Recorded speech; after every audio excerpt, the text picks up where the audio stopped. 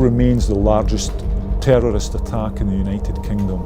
270 people lost their lives, and I think for the families it's extremely important that we as an organisation do what we can to try and bring to justice those that were responsible for it.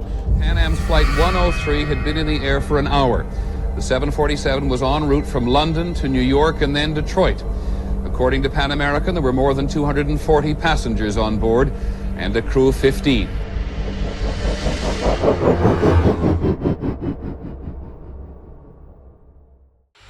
दिसंबर सन 1988 को London के airport से pan am flight number 103 उड़ान भरती है। Plane में कुल 259 लोग सवार थे, इनमें से 189 अमेरिकन नागरिक भी लोग सवारी कर रहे थे। एयरपोर्ट से 40 मिनट उड़ने के बाद ही एक जोर का धमाका हुआ।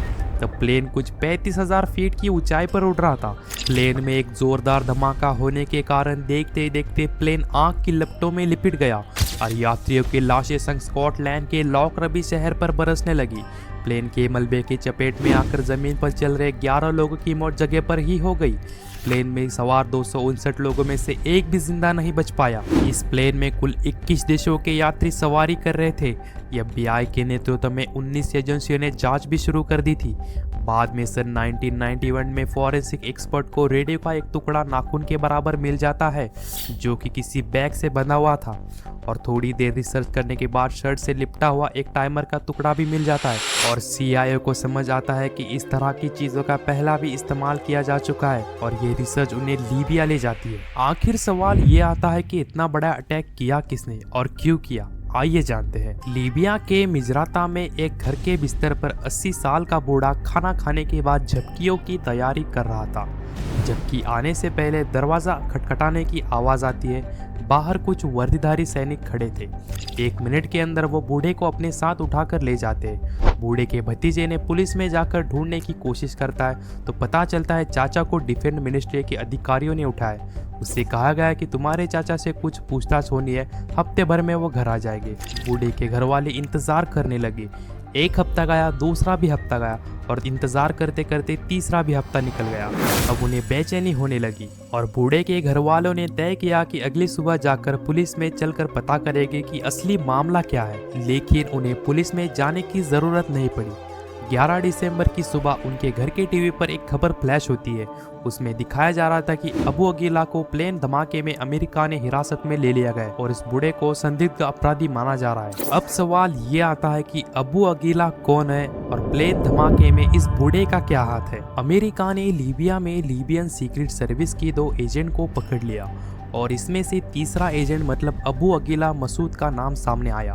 लेकिन लीबिया ने बाकी दोनों को अमेरिका के कटघरे में पेश करने से सख्त मना कर दिया। जवाब में अमेरिका और UN ने लीबिया पर प्रतिबंध लगा दिया।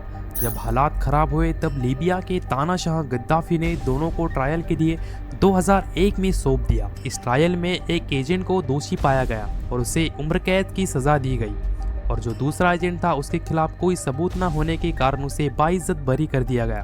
और पहले एजेंट को कैंसर होने के कारण 2009 में स्कॉटलैंड की सरकार ने जेल से रिहा कर दिया गया और उसका स्वागत लीबिया में एक हीरो की तरह हुआ। आखिर सवाल ये आता है कि लीबिया के तानाशाह मोअम्मर गद्दाफी ने इन दोनों एजेंट को अमेरिका के मांगने के बावजूद गद्दाफी ने इन दोनों एजेंट को क्यों नहीं सौंपा। आखिर कौन है ये मोअम्मर गद्दाफी, आखिर क्यों इसे तानाशाह कहा जाता है, क्या इसका हाथ लंदन के बॉम्ब ब्लास्ट में था, आइए जानते हैं।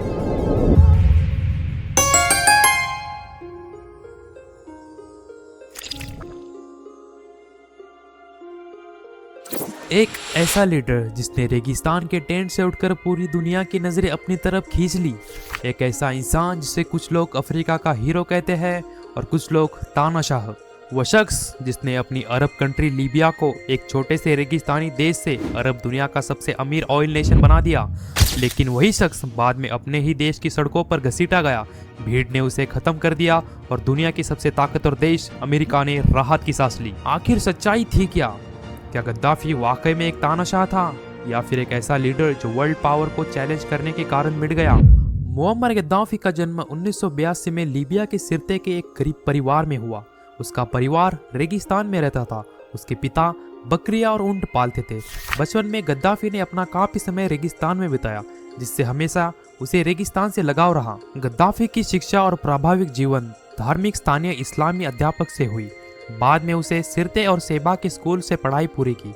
गद्दाफी पढ़ाई के लिए सप्ताह में मस्जिद में रहते और हफ्ते के अंत में 20 मील पैदल चलकर माता पिता के पास लौट जाते थे। शहर के बच्चों से काफी भेदभाव और काफी तंगी का सामना करना पड़ा, पर गद्दाफी अपने दम पर आगे बढ़ते रहे। गद्दाफी को बचपन से ही लीबिया पर यूरोपीय साम्राज्यवाद नियंत्रण की काफी समझ थी। स्कूल के समय से जमाल अब्देल नासिर नेता से काफी प्रभावित भी थे। उसने राष्ट्रवाद और क्रांतिकारी विचारों को अपनाया। गद्दाफी ने पहले काफी देर इतिहास को पढ़ा और जाना।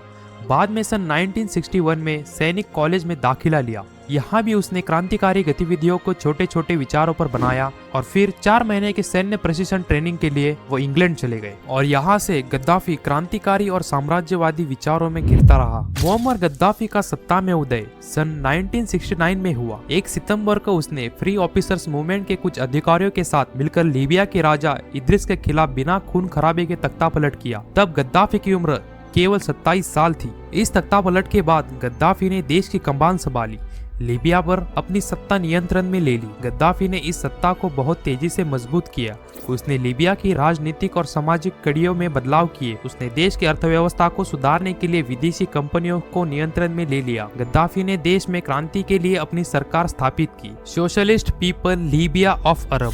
मुअम्मर गद्दाफी ने तख्तापलट के जरिए लीबिया की सत्ता पर लगभग 42 साल तक शासन किया। गद्दाफी ने लीबिया को एक स्वतंत्र और सामाजिक देश बनाना था। खास तौर पर लीबिया के पास तेल का एक बहुत बड़ा संसाधन था। इसी ही संसाधन से गद्दाफी ने देश की अर्थव्यवस्था में सुधार करना चाहता था। गद्दाफी का विजन असलियत में कामयाब भी बना। लीबिया को इसी संसाधन से एक अमीर देश बना दिया। उसने देश से विदेशी सैन्य ठिकान को हटाया और तेल संसाधन से विदेशी कंपनियों का लीबिया से प्रभाव कम कर दिया। गद्दाफी ने आज तक का सबसे बड़ा project the great man made river project शुरू किया, जिसके द्वारा रेगिस्तान क्षेत्र में पानी पहुंच सके। गद्दाफी ने शराब और जुए पर बैन लगा दिया। देश से शिक्षा और मेडिकल फ्री कर दिया। गद्दाफी ने अमेरिका, ब्रिटेन और अन्य देशों को देश से बाहर निकाल फेंका। पर धीरे धीरे गद्दाफी का प्रभाव टेररिज्म और नवाबी में उसकी रुचि बढ़ने लगी। तो आगे चलकर देखते हैं गद्दाफी ने कौन कौन से बड़े कारनामे किए और उसकी छवि एक तानाशाह में कैसे बदल गई। गद्दाफी का असली चेहरा तो 1970 और 1988 के समय पर उसकी सरकार ने यूरोप और अन्य जगहों पर आतंकवादी समूहों को मदद करने लगे। खासकर 1988 में स्कॉटलैंड के लॉकरेबी शहर पर एक प्लेन धमाके में लीबिया को जिम्मेदार ठहराया गया, जिसमें 270 लोग मारे गए। इसमें गद्दाफी का असली चेहरा सामने आया। अब साल आता है 2011। गद्दाफी की पूरी सरकार गिरा दी जाती है। गद्दाफी के कई ठिकानों पर नाटो ने हवाई हमले कर दिए होते हैं। गद्दाफी लीबिया के सिरते नगर से भागने की फिराक में था, पर जैसे ही गद्दाफी अपने काफिले के साथ निकलता है, वैसी फ्रेंच फाइटर जेट गद्दाफी के ऊपर हवाई हमला कर देता है। हवाई हमले में गद्दाफी की काफिला फौज के साथ झड़प में फंस जाता है। इसी दौरान गोलीबारी में गद्दाफी बहुत ज्यादा जख्मी हो जाता है।